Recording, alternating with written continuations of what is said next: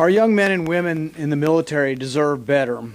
The Biden administration's vaccination mandate has forced our nation's young patriotic men and women to choose between their faith and their career, between their medical autonomy and their career. At a time when the military is struggling to meet their targets for recruitment, the Biden administration is firing soldiers we invested in and trained. Some will argue that the vaccine mandate in the military is not new. That is correct, but there are several factors unique to the COVID vaccine that make it different than other mandates. First, the CDC acknowledges that the COVID vaccine does not stop transmission. So the argument that the mandate will stop incapacitating spread in the close quarters of the military is not applicable. Second, the COVID vaccine has a risk of causing inflammation, particularly in young men, particularly the young men that comprise over 90% of our military recruits.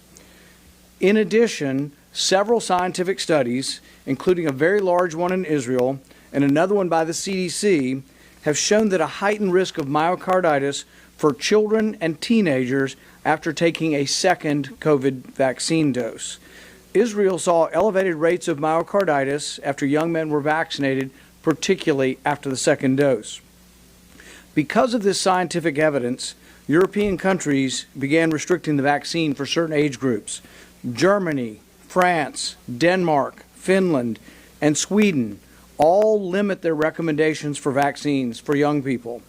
Norway, South Africa, and UK chose not to recommend or chose to recommend only one dose because of the risk of myocarditis. Dr. Paul Offit, a former member of the CDC's Advisory Committee on Vaccines, part of the FDA's Advisory Committee on Vaccines, resigned over this policy. He also said that even though he's pro-vaccine, he's been pro-everything vaccine for 40 years, that he wouldn't give the vaccine to his 24-year-old son. Third, the mandate ignores naturally acquired immunity. 80% of our young military recruits have had COVID.